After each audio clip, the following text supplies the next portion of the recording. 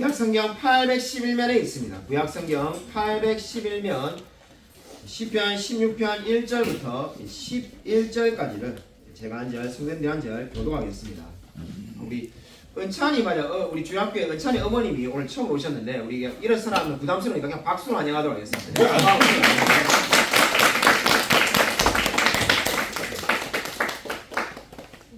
구약성경 811면입니다. 구약성경 811면 시편 16편 1절부터 11절까지를 제가 한 절, 성도님들이 한 절 교독하도록 하겠습니다.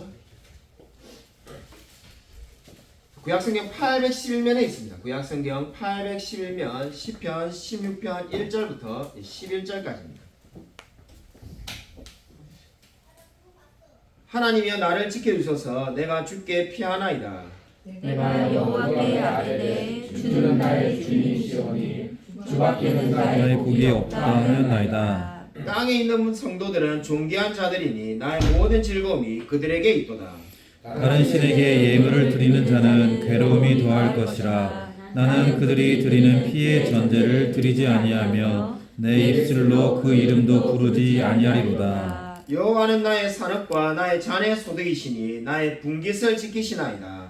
내게 줄로 재어준 구역은 아름다운 곳에 있으며 나의 기업이 실로 이름도다. 나를 훈계하신 여호와를 송축할지라. 밤마다 내 양심이 나를 교훈하도다.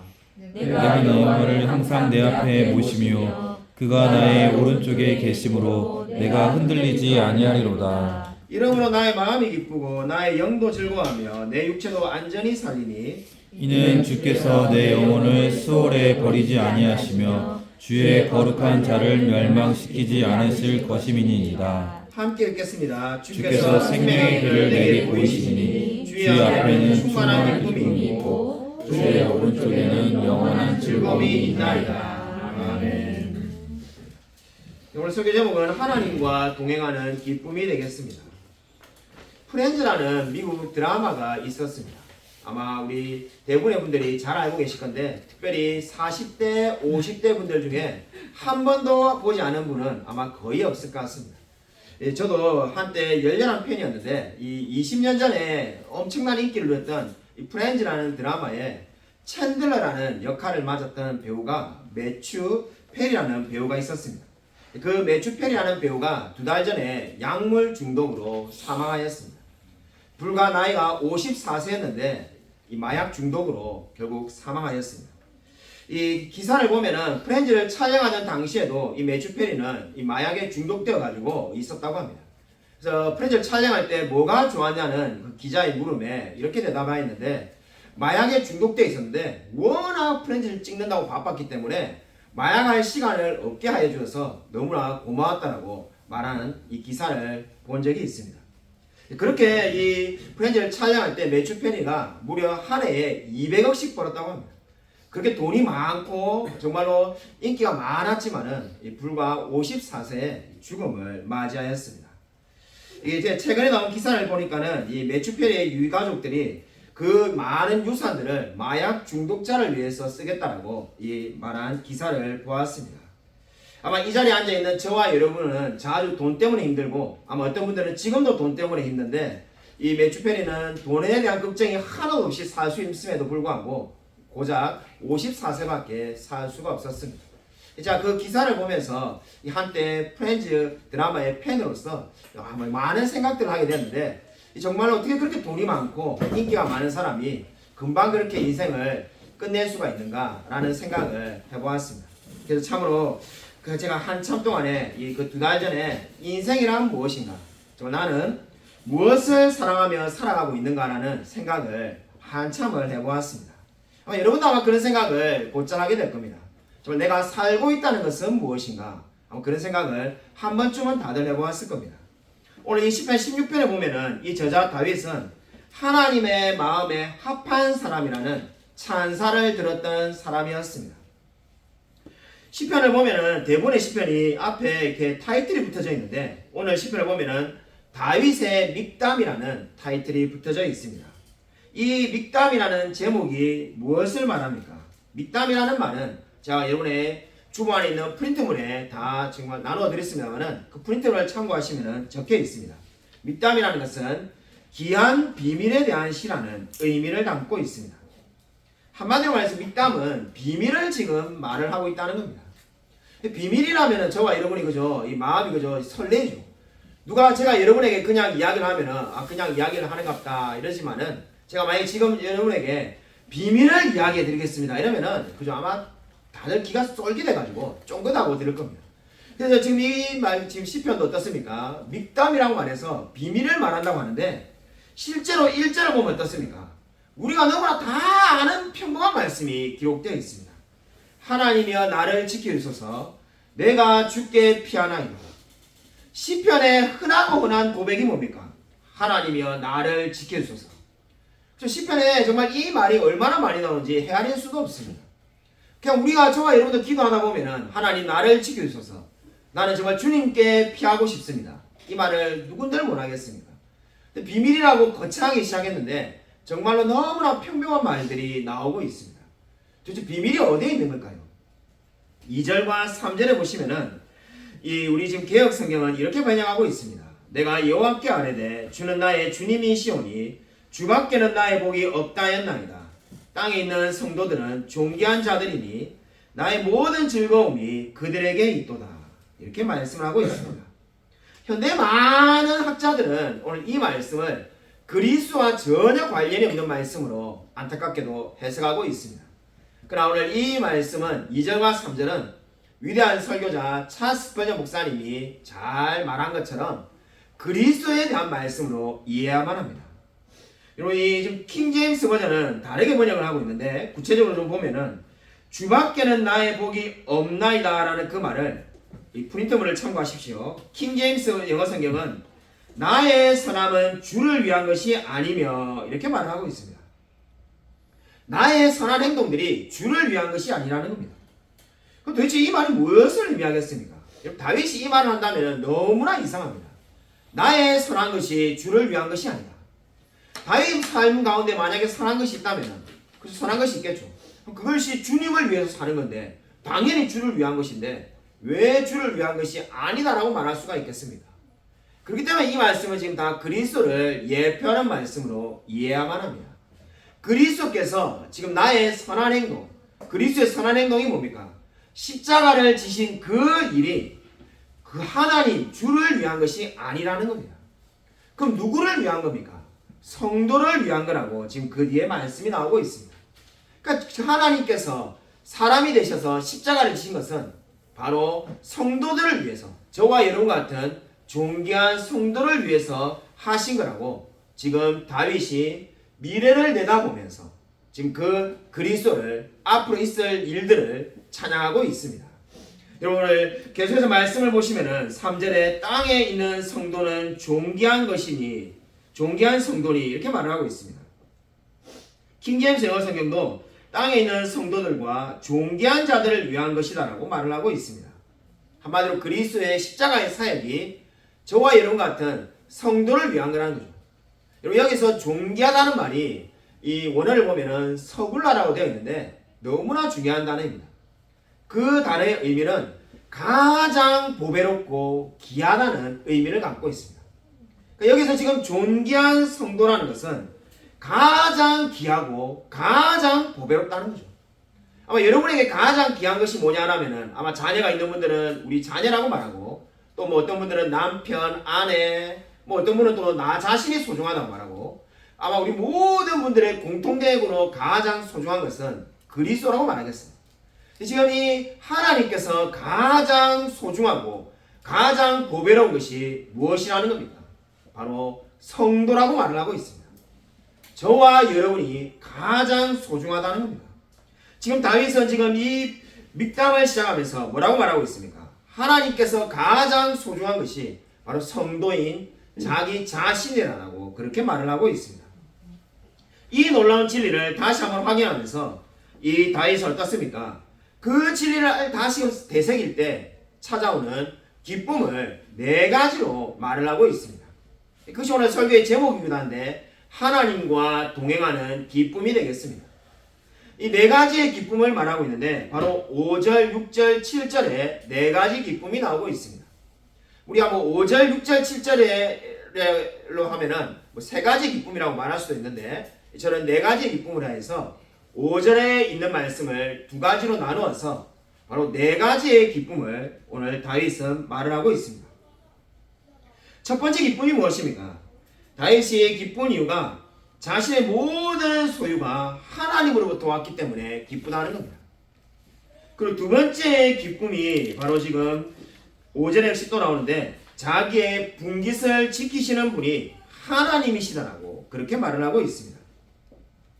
한마디로 말해서 지금 자신의 산업과 모든 자녀의 소득이 어떻다는 겁니까? 하나님으로부터 나온다는 거죠.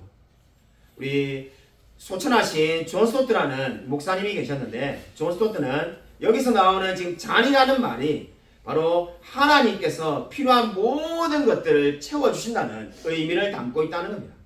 그러니까 우리에게 필요한 양식과 음료를 채워준다는 의미가 바로 여기에 나오는 잔의 소득이라는 말의 의미라고 해석하였습니다. 그 다윗에게 필요한 모든 것들, 그 사람이 살아가기 위해서 필요한 모든 음식, 양식, 돈, 그 모든 것을 누가 주신다는 겁니까? 하나님이 주신다라고 그렇게 고백을 하고 있습니다. 그뿐만 아니라 나아가서 그 모든 분깃을 하나님이 주신 거죠. 하나님이 주시고 하나님이 주신 그 모든 것을 하나님께서 지켜주신다라고 지금 다윗은 고백을 하고 있습니다.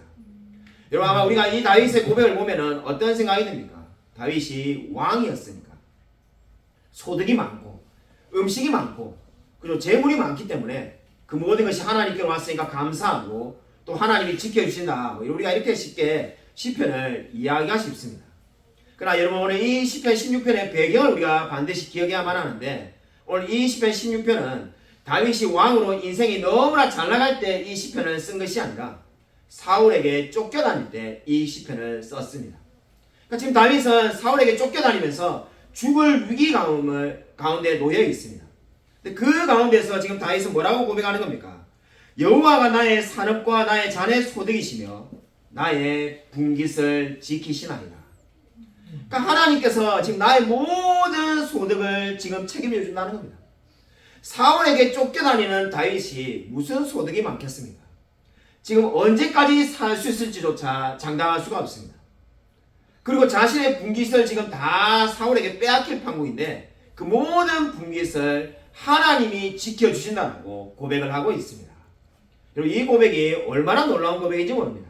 물론 저와 여러분도 마찬가지입니다. 우리가 인생에 승진하고 집을 사고 승승장구할 때 하나님을 찬양하는 것 그다지 어렵지 않습니다.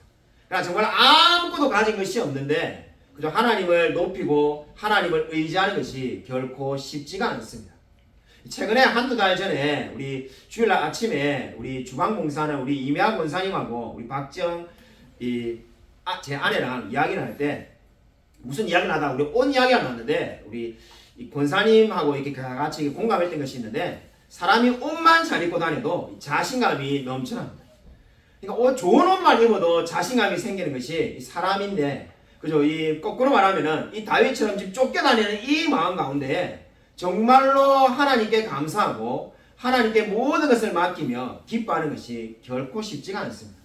자, 이 말씀을 준비하면서 묵상을 하다가 떠오른 분이 있는데 저의 후배이고 우리 교회에 오셔서 예전에 한 5, 6년 전에 우리 교회에서 설교했습니다. 우리 설교하신 제 후배 목사님 있는데 교회를 개척했는데 이 교회를 개척했는데 지금 불과 1년도 안 됐는데 교인이 이제 한 명도 없습니다. 집에서 이 부부가 가정에서 그냥 자기들끼리 예배를 드립니다. 그래서 처음에는 부부끼리 예배를 드리니까 그죠 어색하지 않겠습니까? 저는 그렇게 해봤기 때문에 우리 교회 제일 처음에 생길 때 이재 집사님이 오시기 전에 우리 가족끼리 여기에 그래도 그 당시에 그래도 우리 교회 건물이 있었는데 그죠 감사하게 그렇게 예배를 드렸는데도 얼마나 괴롭든지 울지 않겠다라고 제가 다짐을 하고 이 설교를 시작했는데 그 설교가 들어오면은 필경대 입구에 있는 그 저기에 있는 성경 시편 27편 성경 말씀입니다. 제가 절대로 울지 않고 설교하기로 했는데 설교 반 눈물 반으로 설교했습니다. 제가 그 마음을 다 알기 때문에 자녀도 없고 부부 둘이서 집에서 예배 드린다니까는 마음이 얼마나 아프든지 제가 요즘 틈나면 전화를 막 하고 있습니다. 자, 이 8년 전에 제가 개척했을 때 우리 교회 성도님이 없을 때는 그 후배가 정말로 일주일이 멀다고 전화를 해줬는데 자, 그 고마움을 기억해서 제가 막 전화해주고 이러니까 왜 이렇게 자꾸 연락하냐 하길래 제가 그 마음을 알기 때문에 연락한다는 거예요. 근데 본인은 아니라고 말을 하는데 본인은 괜찮다고 말하는데 제가 오랫동안 알고 있는 지인이니까 20년이 넘게 알고 지내는데 보니까는 사람이 완전히 기가 죽을 대로 죽었습니다. 말을 하면은 힘이 없고 그냥 이게 뭐 마치 이게 우리 흔히 말하는 영혼 없는 대답이 앞으로 어떻게 할 거냐, 내년에 어떻게 할 거냐, 진로는 어떻게 할 거냐, 목표는 어떻게 할 거냐, 다 진짜 영혼이 없는 대답만 계속 하고 있습니다. 사실 뭐 아내분이 고등학교 교사니까는 그리고 애는 없으니까 뭐 먹고 사는 문제는 사실 걱정이 없는데 이제 앞에 뭘 해야 될지 진로가 막막한 거죠. 제가 늘 기도해 주겠다라고 이렇게 말하면서 전화를 끊고 나니까 옛날에 있었던 장면이 이제 이렇게 들었던 이야기가 문득 떠올랐는데 우리 제 이모님이 계신데 그 이모님이 예전에 남편분이 공인중개사 옛날 말로 복덕방 하고 있었는데 하고 있을 때 1년 동안에 우리 어머니에게 이야기 들으니까 손님이 정말 한 명도 오지 않아가지고 한 건도 계약을 못 했다는 거예요. 제가 그때 듣자마자 그 당시에 뭐라고 말했냐면은 손님이 한 명도 없으면은 내 같으면 바로 그걸 팔고 정리하지 왜 그걸 하고 있냐니까 그 이모님이 아내분인 이모님이 결사코 반대했다는 거예요. 그죠? 우리 이모도 성격이 특이하시다. 들을 때 처음에 그런 생각이 있어요. 왜 그걸 반대하냐? 그러니까는 남편분을 안 하겠다면서 이제 뭐 이거 손님이 계약을 하나도 안 하니까 비참하기만 하고 계속 또 월세는 나가고 있으니까 이걸 왜 하냐 이렇게 마음을 먹고 있는데 그때 이모님이 그렇게 말했다는 거죠. 이 사람이 아무것도 하지 않고 집에 있으면은 물론 그 당시에 우리 이모님이 교사였으니까 뭐 밥은 먹고 살겠지만은 그러면 사람이 폐인이 되고 우울증이 오고 사람이 아무것도 의미가 없어가지고 사람이 망가진다고. 근데 아침에 일어나면 눈 뜨면 나갈 수 있는 곳이라도 있어야만이 사람이 삶에 의미가 있다 해가지고 돈을 한 푼도 안 벌어와도 자기가 뭐라 하거나 닥달하지 않을 테니까 무조건 아침에 일어나면은 거기 가서 앉아 있으라.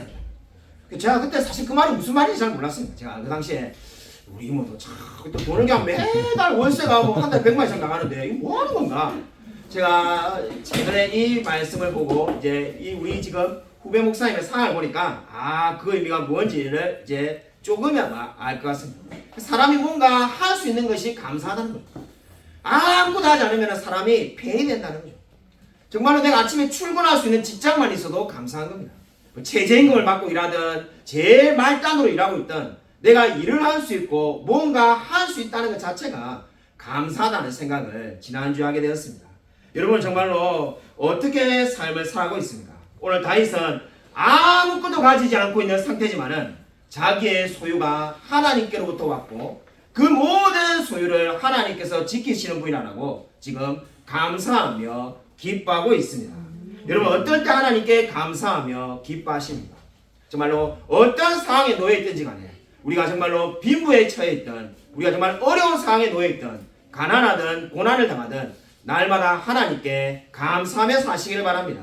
오늘 두 번째를 보시면은 우리 오늘 지금 하나님과 동행하는 이유 지금 세 번째가 지금 6절에 보시면은 하나님께서 줄로 지어준 구역이 아름다움으로 기쁘다라고 말을 하고 있습니다. 어떻게 보면은 이 말씀이 어떻게 보여집니까? 마치 지금 이 줄로 지어준 구역이 기쁘다니까는 이 다윗에게 무슨 땅이라도 이렇게 있어가지고 이 땅을 바라보면은 내가 정말로 마음이 흐뭇하다 이렇게 말하는 것처럼 보여집니다. 그러나 그런 의미가 아닙니다. 이미 제가 배경을 말씀을 드린 것처럼 지금 이 배경은 지금 다윗이 사울에게 쫓겨다닐 때이기 때문에 다윗은 아무런 땅도 없습니다. 다윗에게 지금 자랑할 만한 땅도 재산도 아무도 없습니다. 근데 지금 다윗이 뭐라고 고백하고 있습니까? 내게 줄로 지어준 구역은 아름다운 곳에 있다고 말하지 않습니다. 자기는 땅도 없고 왕궁도 없고 아무것도 없는데 뭔 지어준 구역이 있겠습니까? 이 말씀이 무엇을 의미할까요? 지금 다윗이 사울에게 쫓겨다니고 있습니다. 오늘은 이곳에 있고 내일은 저곳에 있고 그리고 모레는 또 어느 곳에 있을지 모릅니다. 근데 지금 있는 그 장소가 뭐라는 겁니까? 하나님께서 줄로 지어준 아름다운 구역이라고 지금 다윗은 고백을 하고 있습니다. 그러니까 내가 어느 곳에 있든지 간에 그곳이 아름다운 곳이다라고 지금 다윗은 말합니다. 이 고백이 너무나 놀랍지 않습니까?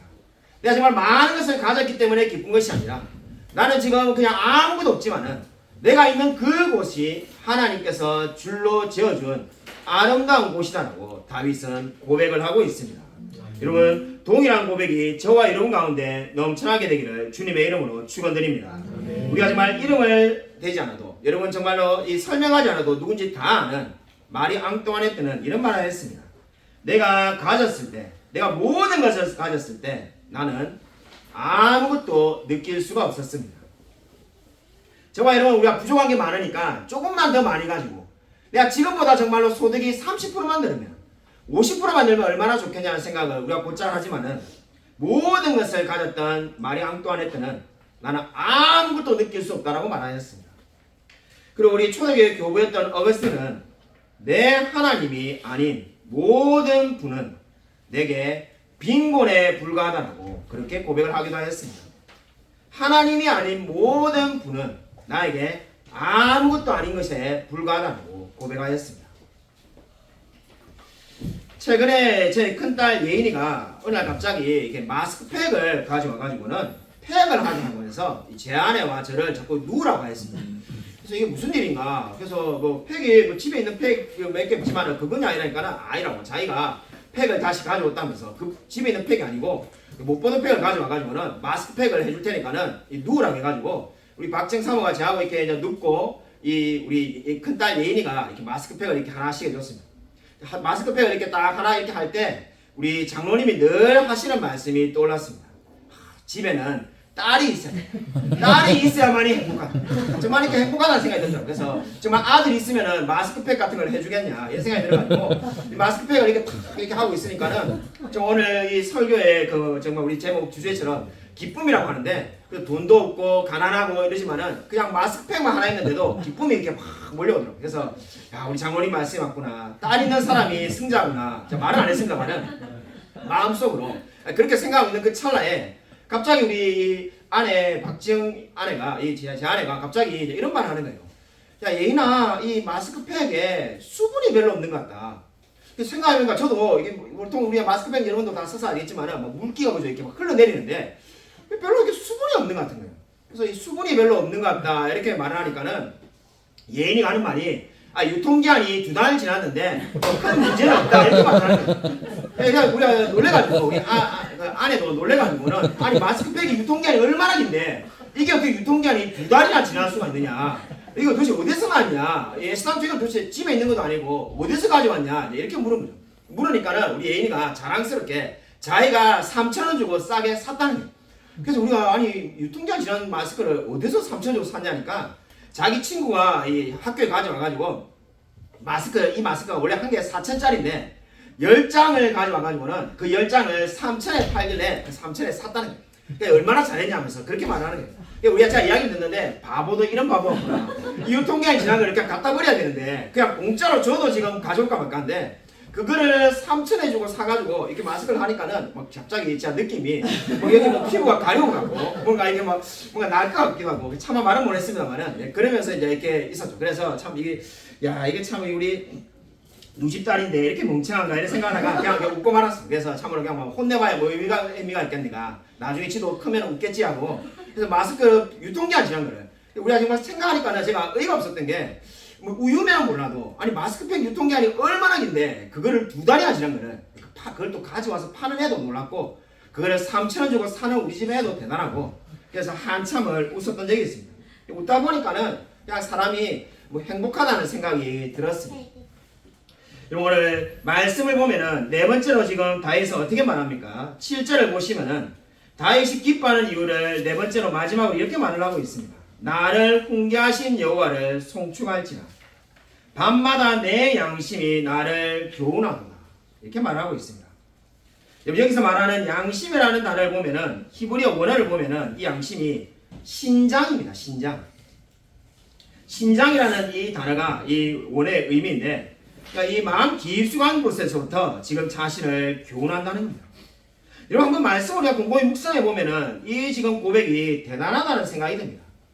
왜냐하면 다윗은 지금 쫓겨다니고 있는데 이런 쫓겨다니는 도망자에게 낮이 두렵겠습니까? 밤이 두렵겠습니까? 당연히 낮에는 그래도 시야가 확보되니까 당연하게 상식적으로 우리가 도망을 안 다녀봤더라도 밤에 훨씬 두려울 겁니다. 갑자기 누가 나타나가지고 나를 해코지 하지 않을까? 밤에 아마 두려움으로 잠을 자기 힘들 겁니다. 근데 다윗은 지금 어떻게 고백하고 있습니까? 밤에 지금 여호와를 숭축하면서 양심이 자기를 교훈한다는 거죠. 지금 쫓겨다니는 자가 살기도 급급한데 하나님께서 말씀을 자기에게 밤마다 주신다라고 그렇게 고백을 하고 있습니다. 여러분 이렇게 고백할 수 있는 이유가 무엇입니까?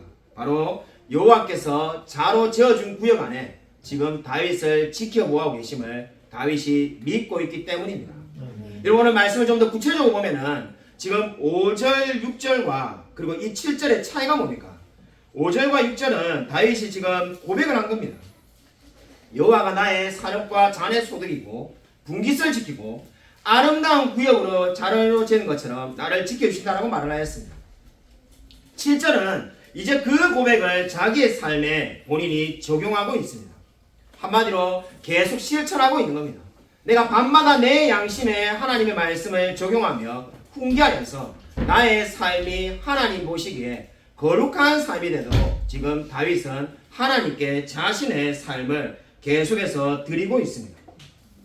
여러분 진정으로 여러분 우리의 마음 가운데 좀 하나님께서 말씀하실 때가 있습니다.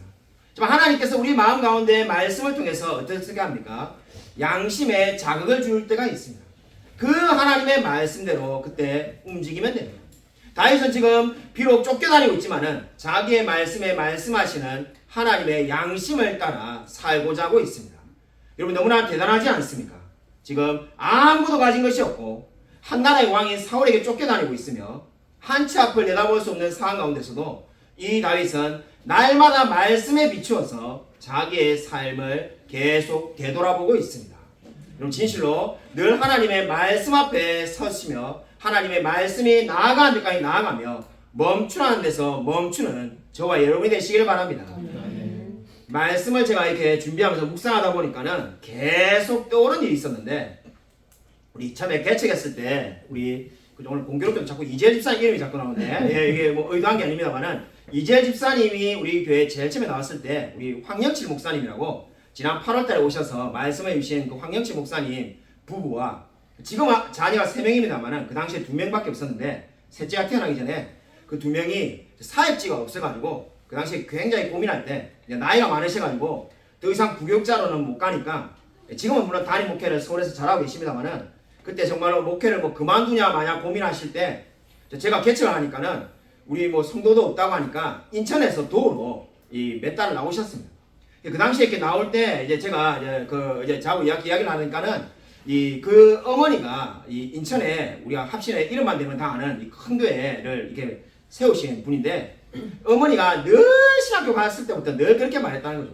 그 사모님이. 그러니까 아버지는 이미 오래전에 소천하셨고 어머니가 신학교 합신 다닐 때부터 지금까지 늘 하는 말이 다른 건 네 하고 싶은 대로 다 해도 되는데 절대로 한 가지 해서는 안 되는 것이 개척은 절대로 하지 말아요.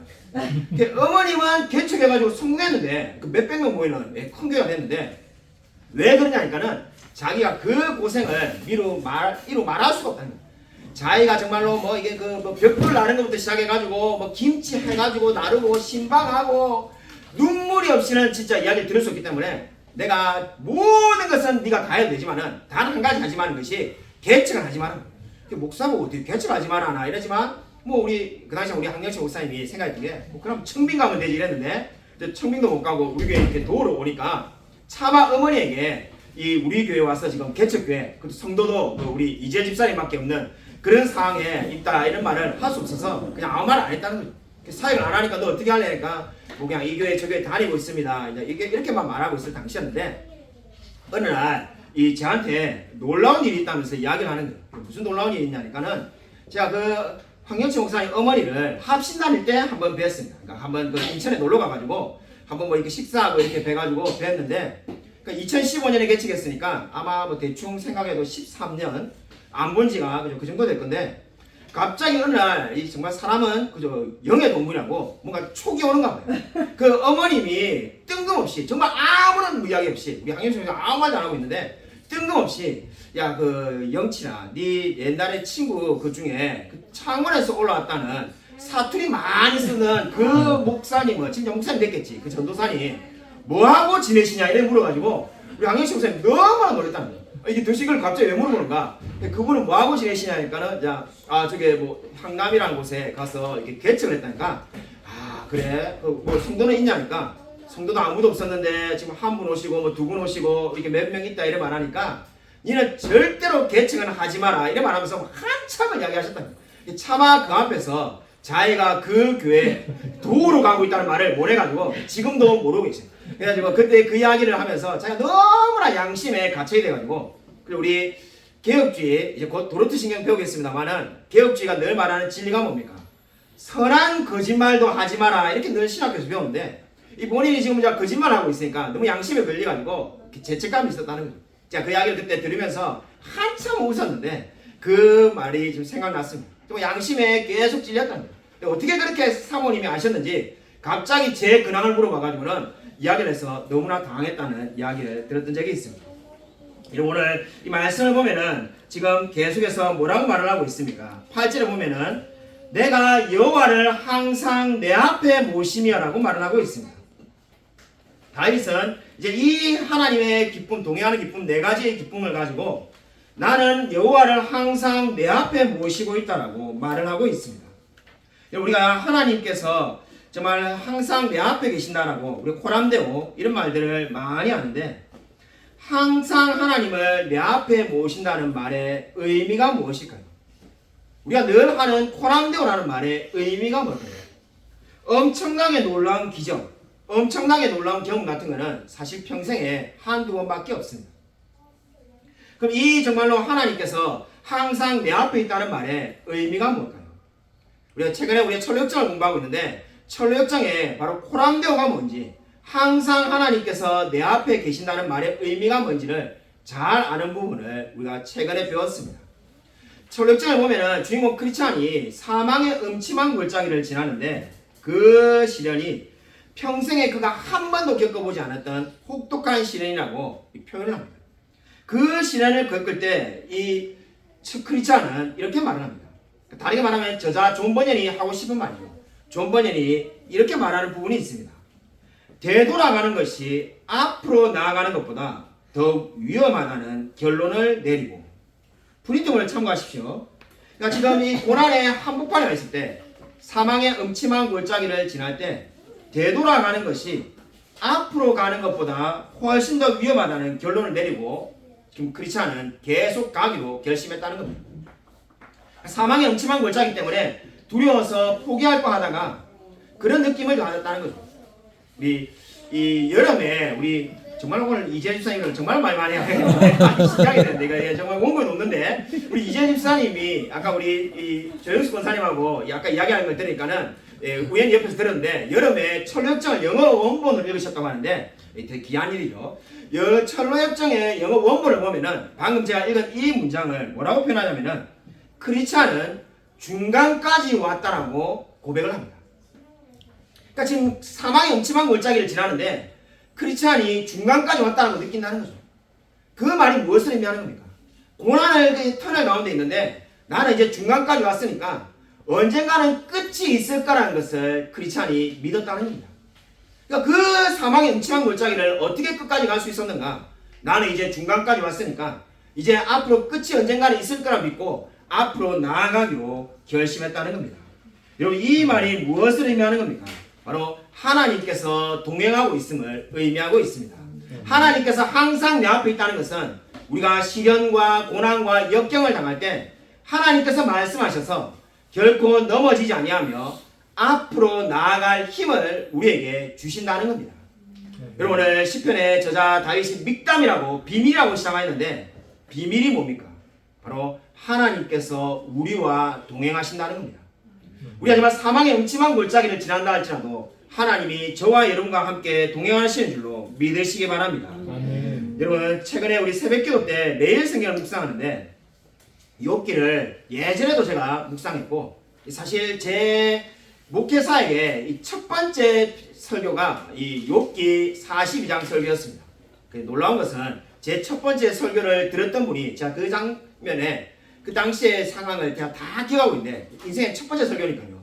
그때 앉아 계시던 분이 우리 여기 조영숙 권사님, 이경희 장로님, 이재 집사님인데 그때도 제가 욥기에 관심이 굉장히 많아가지고 이 욥기를 설교했습니다. 지금 최근에 우리가 욥기를 계속 묵상하다 보니까는 이 계속해서 이미 알고 있었던 말씀도 다시금 깨닫게 되는데 욥기 29장 2절입니다. 우리 한번 프린트에 나와 있으니까요. 한번 같이 한번 읽겠습니다. 욥기 29장 2절 같이 한 목소리 한번 읽겠습니다. 시작. 나는 지난 세월과 하나님이 나를 보호하시던 때가 다시 오기를 원하노라. 저는 이 말씀을 보자마자 제가 러시아과 다닐 때 우리 톨스토이에 대해서 이 수업 시간에 배운 적이 있는데 톨스토이가 이런 말을 한 적이 있습니다. 제일 한심한 사람이 왕년에 잘 나간 때를 생각하는 사람이다. 그러니까 과거에 잘 나간 때를 계속 생각하는 사람이 인생에서 제일 한심한 사람이라고 톨스토이가 한 말이 있습니다. 제가 그때 그 말이 너무 충격을 받아가지고 그걸 기억하고 있는데 지금 욥을 보면은 딱 그런 것처럼 보입니다. 내가 지난 세월을 지금 그리워하죠. 지난 세월이 다시 오기를 원하노라 이렇게 말해서 욥이 정말 톨스토이의 말에 따르면은 제일 한심하고 제일 형편없는 사람인 것처럼 보여집니다. 근데 그렇지 않은 것이 어디 있습니까? 지금 이 욥이 말하는 것은 뭘 말하는 겁니까? 그냥 단순히 과거에 잘 나가던 때가 다시 오기를 원하는 것이 아니라 하나님께서 나를 구하시던 때가 다시 오기를 원하는 거야. 그러니까 지금 욥은 뭘 말을 하고 있는 겁니까? 하나님이 나를 지켜보시던 그때가 다시 오기를 원하고 있습니다. 다르게 말하면 욥은 지금 하나님을 되찾고 싶은 마음을 가지고 너무나 간절하게 갈망하고 있습니다. 이것이 바로 욥이 신자임을 증명해주는 말씀이 되겠습니다. 욥이 하나님의 자녀라는 것은 바로 이 말씀을 통해서 알 수가 있습니다. 우리가 욥기를 읽다 보면은 욥이 정말로 이상한 사람이라는 생각을 아마 적어도 한 번, 아마 수도 없이 많이 했을 겁니다. 그러니까 욥은 자기가 태어난 날을 원망하고, 그죠? 태어난 날을 원망하는 게 얼마나 잘못된 겁니까? 부모를 원망하는 거잖아요. 차라리 태어나지 않았으면 좋겠다고 말하고, 그리고 온갖 불평과 온갖 저주를 성경 읽어보면 다 합니다. 그래서 이 보면은 이 욥이 무슨 신자이냐 싶고, 설사 하나님의 자녀라 할지라도 이 정말로 문제가 많다 이런 생각을 안 할 수가 없는데, 오히려 하나님은 욥을 칭찬하는 것을 욥기 마지막에 보게 됩니다. 그리고 그렇게 칭찬하는 이유가 뭡니까? 욥이 비록 자기의 태어난 날을 저주하고 수많은 날들을 원망하지만은 욥이 결코 잊지 않았던 한 가지가 있습니다. 그것은 바로 하나님을 만나고자 하는 갈망을 버린 적이 없습니다. 그렇기 때문에 지금 욥이 신자라고 성경은 말을 하는 겁니다. 여러분, 저와 여러분도 마찬가지입니다. 우리가 그리스도인 이유는 우리가 죄를 하나도 짓지 않기 때문에 그리스도인인 것이 아닙니다. 저와 여러분 마음 가운데 뭔가 선한 것이 있기 때문에 저와 여러분이 그리스도인이 된 것이 아닙니다.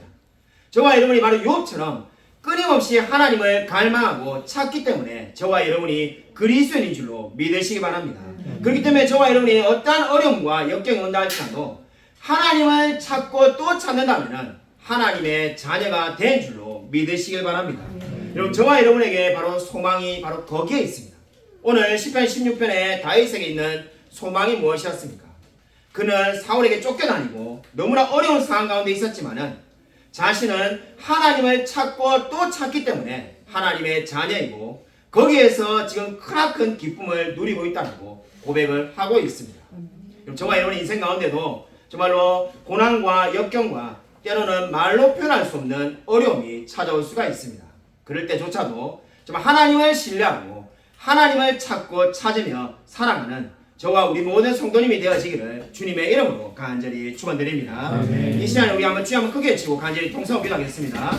주여, 하나님 아버지 감사를 드립니다.